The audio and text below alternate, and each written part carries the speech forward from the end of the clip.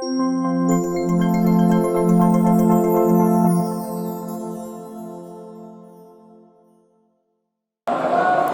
perlu ribut-ribut, ya. Tidak perlu ada tekan-tekanan, ya. Tidak perlu diintimidasi, duduk aja. Ya. Assalamualaikum warahmatullahi wabarakatuh. Selamat sore, salam sejahtera untuk kita semuanya. Om Swastiastu, Shalom, Namo Buddhaya, salam kebajikan, Rahayu, salam Pancasila.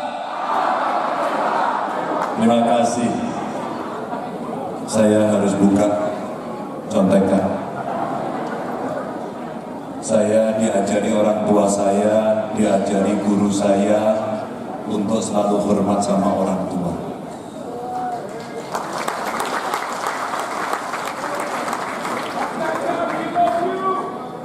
Percayalah, yang saya sebut ini belum tua.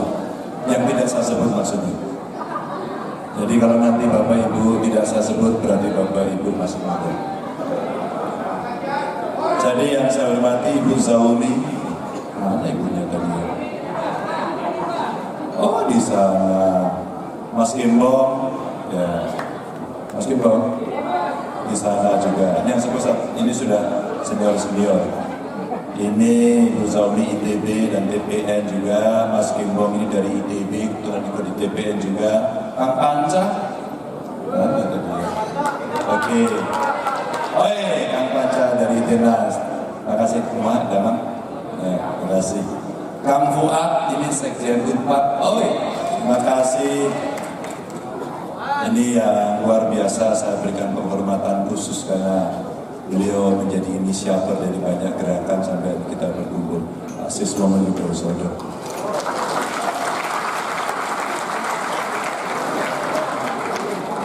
ITB pasti. Mas Toto dari Unpas. Mana? Ya oke lah pokoknya ya. Sorry, Unpar. Sorry ini tulisannya Unpas. Unpar yang pas maksudnya. Kang Cucu Ketua UI. Ya. Mana? Oke. Kang Walnek Ketua IBB. Mana? IBB itu Jawa Barat juga. Oh iya, makasih. Bang Andre masih ada dari UI. Ya. Ini saya sebut secara khusus karena alkisah dari panitia kemarin, mereka ini yang repot-repot sehingga bisa bertemu pada sore hari ini. Kalau saya mengingat hari ini suasana kebatinan, saya jadi teringat pada saat teman saya jadi profesor, kakak kelas saya. Saya ditemani ada beberapa teman dari Jogja ini, kakak-kakak saya yang cantik. Kakak saya senior saya jadi profesor. Saya datang sudah dalam posisi capres. Lalu kami bertemu dengan para aktivis. Pada saat itu dia bertanya kepada saya begini, Mas Ganjar gimana rasanya dengan situasi politik hari ini? Saya tidak merasa sebagai capres. Hari ini saya merasa sebagai aktivis lagi.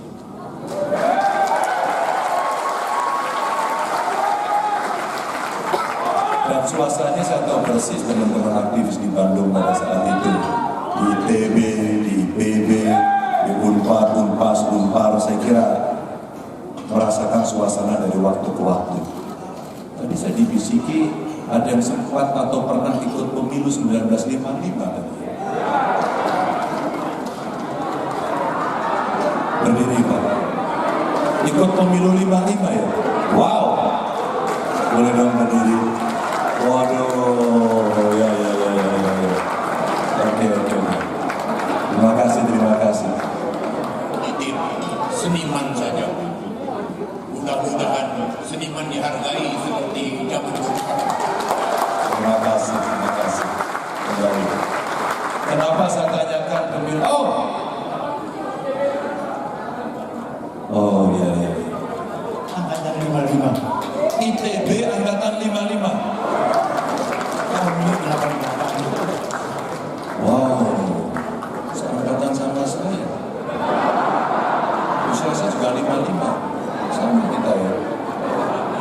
Tapi rambutnya lebih putih saya. Terima kasih. Putih nggak pernah putih, hitam. Memang mau putih. Terima kasih. Ya, hati-hati. Ya, ya. Aduh.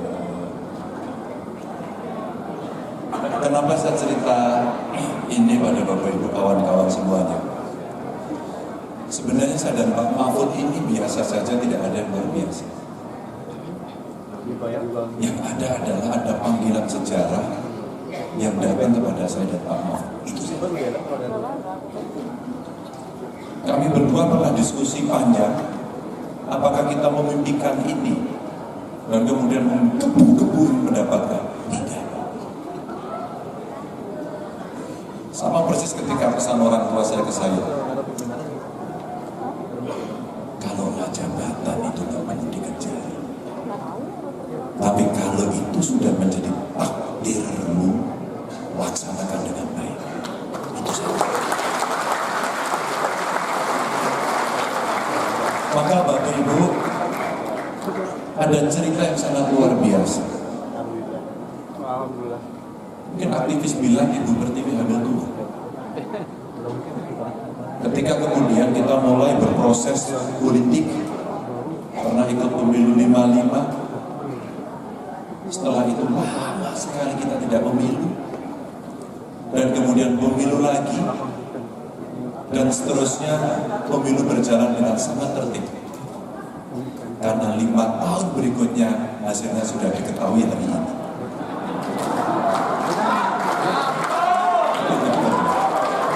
Baru kemudian yang dipenggal betul ketika mahasiswa turun ke jalan. Semua, dan hari ini ada aktornya, saya lihat tergulinglah kekuasaan itu. Dan ada harapan anak-anak muda yang pada saat itu disampaikan, satu, kekuasaan harus dibatasi.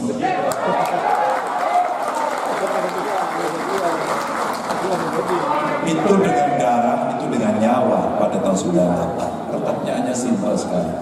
Apakah kita ini kaum amnesia? Apakah ingatan kita hanya segini? Ataukah ingatan kita cukup panjang sampai di sana? Karena kita membaca dan kita belajar. Bapak Ibu, kalaulah kemudian ingatan kita pendek, maka wis lah. Apapun yang akan terjadi, konsensus politik kemudian kita pasrahkan kepada mereka yang membuat. Elit, pasti itu tidak. Maka dalam perjalanan saya berkeliling ke seluruh Indonesia, sudah 450 lebih titik yang kami datangi di Indonesia. Kami merasakan betul denyut-denyut yang dirasakan oleh rakyat. Mungkin saya adalah salah satu atau satu-satunya capres yang kalau kampanye tidur di rumahnya rakyat. Kami bisa ngomong di dapur bersama ibu-ibu, bersama mbok-mbok. Mereka tidak teriak. Mereka tidak teriak oligarki. Nah, mereka tidak teriak anti KKN. Tidak. Mereka tidak teriak politik dinasti. Tidak. Mereka tidak teriak intimidasi. Tidak. Yang diteriakan adalah Pak Ganjar, kopinya diminum. Lalu kami ngobrol, Ibu sudah masak, Bu? Ini saya masakkan untuk Pak Ganjar. Wow. Ibu belanja sendiri? Iya, Pak. Tapi saya boleh tanya nggak Pak Ganjar? Iya. Kenapa ya berasnya 14.000 nggak turun-turun?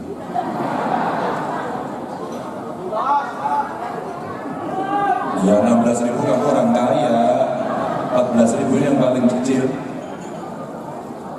Kenapa gulanya 18.000 Pak? Saya hafal. Pak, anak saya masih nganggur. Kami di Bekasi Pak, anak saya mau kerja bahkan swasta nyogoknya 3 juta minimal, 8 juta. Bapak Ibu, ini angka yang keluar dari ibu-ibu, bapak-bapak yang ada di kampung yang saya dengarkan. Simpel aja. Cerita ini sebenarnya cukup memberikan kepada saya apa yang dirasakan. Kami tahu kok, ini ibu ini merepresentasikan kelompok yang mana. Kami tahu. Tidak perlu musrenbang untuk ini. Tidak perlu menghadirkan lebih banyak orang untuk tahu ini. Cukup satu saja, merasakan.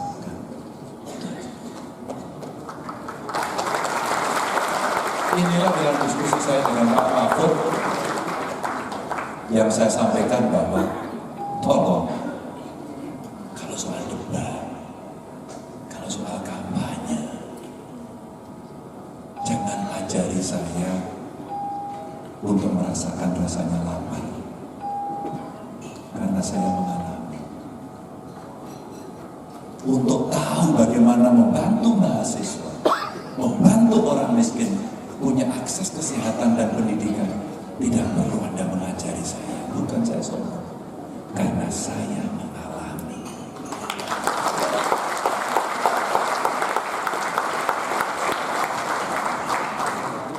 Dan untuk memenangkan sebuah kontestasi, tidak perlu Anda menindas, karena saya bisa melawan.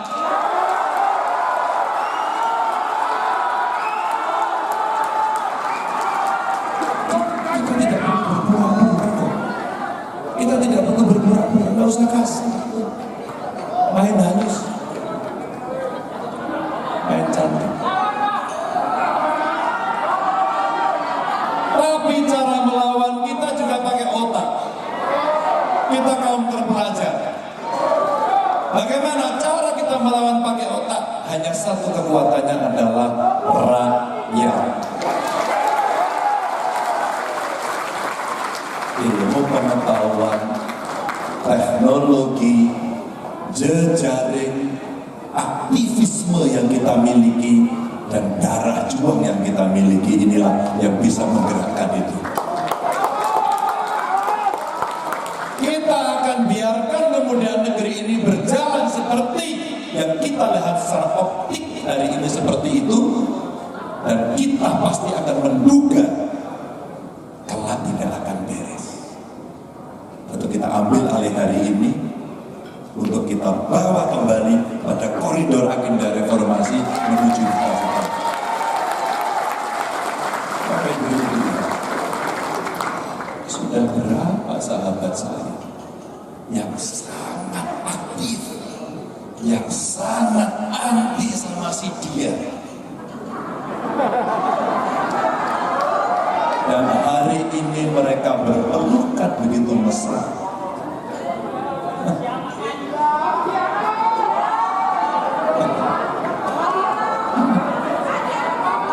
Apalagi kemudian yang mau kita cita-citakan dari republik ini, kalau kita tidak punya value, kita tidak punya moral, kita tidak punya etika.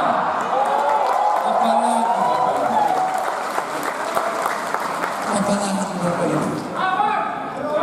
Saya, Pak Mahfud, belajar hukum, belajar politik. Di atas segala aturan itu ada etika. Dan etika itu pada rasa malu, malu, malu. Dan ketika malu itu sudah tidak ada, maka hancurlah semua. Dengan merasakan saya nggak apa-apa, I'm fine. Abraham sama atau acara saya kemarin mudah-mudahan apa yang terjadi Mas Ganjar? Saya minta maaf, mungkin saya tidak suka, tapi saya mau tunjukkan pertanyaan Anda soal etika. Naikkan kaki saya di mejanya. Lalu saya tanya, Bung, apakah saya melanggar aturan? Tidak, tidak sama sekali. Tapi sukankah saya? Tidak. Merasa. Waktu kita tinggal 5 hari, Bapak Ibu. Saya masih mendengarkan, saya kampanye kemarin di beberapa titik. Teman saya saya, Pak Bupati, Bu Bupati, bagaimana kondisimu hari ini? Aduh Mas, saya ditekan bisa-bisa. Apa yang saudara rasakan? Saya mencari cara lain. Apa yang saya sampaikan? Tidak. Lihat si Indah, Ketua DPRD Wonosari. Lihat. Itu aparat yang di depannya dibeginikan. Kamu ngawur dan saya lawan. Dia perempuan. Dia pernah ditindas. Dia punya sikap. Dan dia melawan. Bapak Ibu, cerita ini real, saya hadapi, dan handphone saya ini tiap hari mendapatkan informasi dari seluruh dunia. Pak Ganjar, kami di Singapura mau ketemu kumpul-kumpul pakai kaos Ganjar, nggak boleh. Gitu Mas Hasan. Kami titip sama Pak Gatot yang pernah menjadi Wakapolri, dan saya sampaikan, Pak Gatot ada berapa sahabat kita yang masih punya nilai itu. Kami kumpul kemarin di Solo, di Karanganyar. Mereka mendeklarasikan. Dan saya sampaikan kepada mereka cerita, bagaimana kembali kita meluruskan itu. Ibu Bapak, ini tidak main-main. Tekanan sudah dasar, kades sudah pindah satu persatu. Maka sekarang meme-nya menjadi sangat lucu. Apa meme-nya lucu? Kenapa Bapak mendukung kami? Ya, karena kami ada masalah di penegak hukum. Begitu kata meme itu. Kenapa Anda mendukung kami? Iya Pak, kantor kami kemarin digeledah KPK. Maka tiba-tiba ada seorang pejabat yang kantornya digeledah KPK, dicari nggak ketemu. Begitu ketemu, sudah kampanye ke sana. Bapak Ibu, ini fakta yang saya sampaikan, tidak ada pura-pura. Tidak ada. Saya mengalami orde baru, saya tidak mengalami orde lama. Saya mengalami orde reformasi, dan saya menjadi pejabat melalui proses seleksi.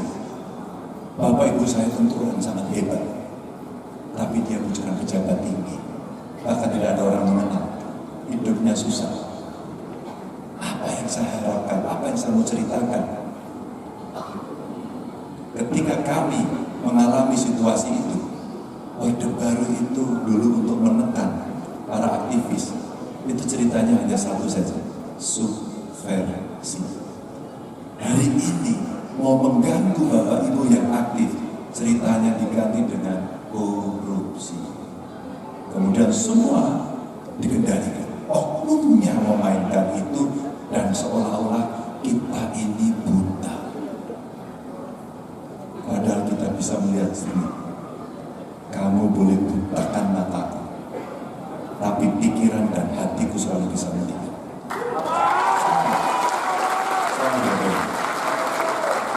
Terakhir ini saya sampaikan untuk membuka semangat kita Bapak Ibu.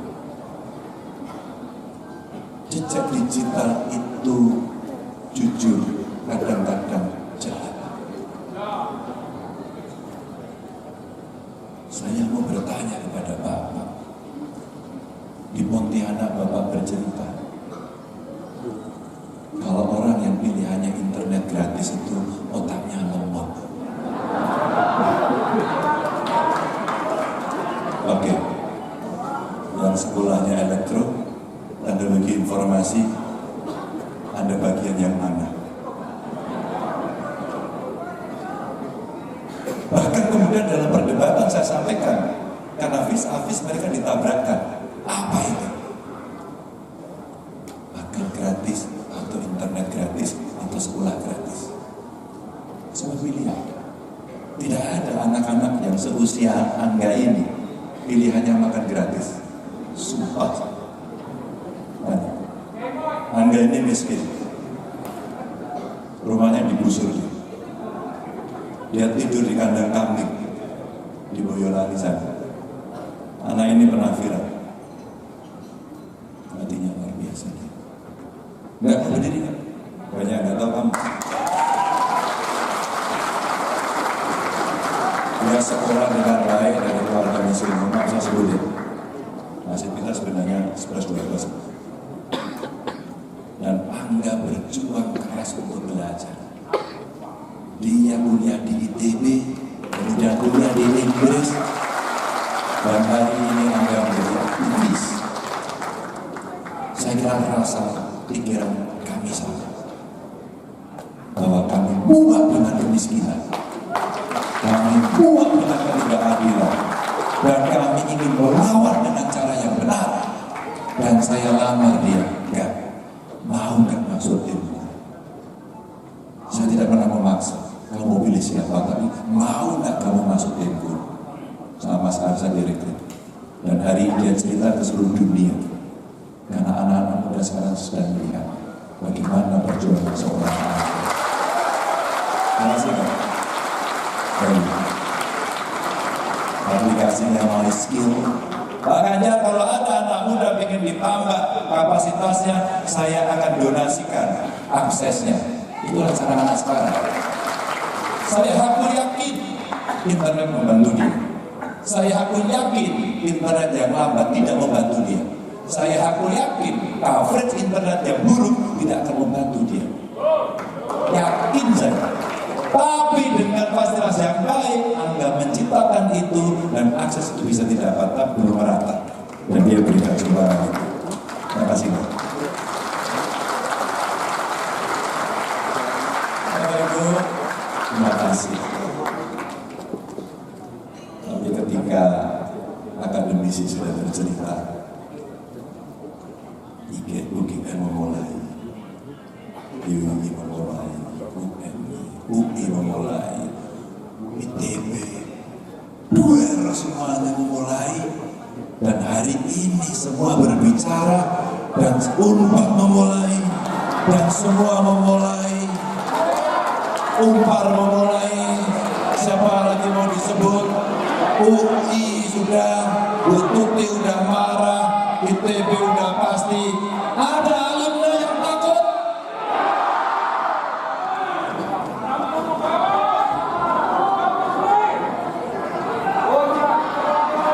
NHI juga.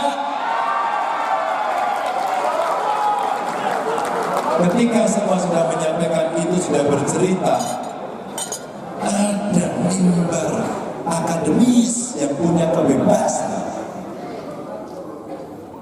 Hanya orang-orang gila yang memberangus mimbar akademis.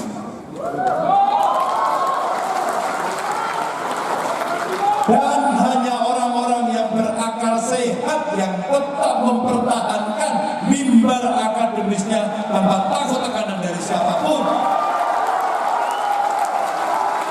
Saya tadi berkunjung ke Uskup di Bogor, lalu bercerita tentang nilai-nilai kekatolikan. Dalam duduk ngobrol minum bersama, saya sampaikan bahwa saya membaca sejarahnya Sugio Pranoto. Bagaimana Sugio Pranoto menyampaikan bahwa 100% Katolik, 100% Indonesia. Kalau ajaran keimanan saya, para ulama juga menyampaikan hukum atau minalima. Sama. Dan yang menarik, kenapa saya contohkan ini? Karena rektornya Universitas Sugio Pranoto diminta untuk membuat video yang memuji-muji dan sorry ya. Nggak, kalau dia kan punya orang, kalau ini sorry ya. Dan itu disampaikan dan saya kontak Pak Rektor, tetap sabar dan teguhlah dalam pendirian. Siap. Lalu ada emotikonnya dan nggak perlu saya ceritakan. Saya kenal dekat. Dan kemudian muncullah yang lain. Bapak Ibu, 5 hari ini adalah waktu yang pendek. Saya berharap betul kita akan mempertaruhkan bersama-sama. Saya titip sejenak, lupakan Ganjar, lupakan Mahfud, ingatlah Indonesia ini. Saya hadir di sini mendapatkan energi dan giroh perjuangan. Saya berada di sini makin merasa saya dan Pak Mahfud tidak sendiri. Saya berdiri di sini makin terkunci hati saya pada komitmen-komitmen kerakyatan dan kebangsaan. Untuk tidak lagi kita melakukan tawar-menawar. Bapak Ibu, terima kasih. Apakah ada penerjemah kelompok tuli di sini? Oh, ada. Terima kasih. Saya hanya ingin mengatakan saja pada kelompok tuli, I love you. Terima kasih untuk pesan cintanya kepada kami. Terima kasih. Mohon maaf. Semua yang saya omongkan ini, kalau ada yang melukai hati, saya minta maaf dan tetaplah hidup dalam perjuangan. Wassalamualaikum warahmatullahi wabarakatuh. Merdeka!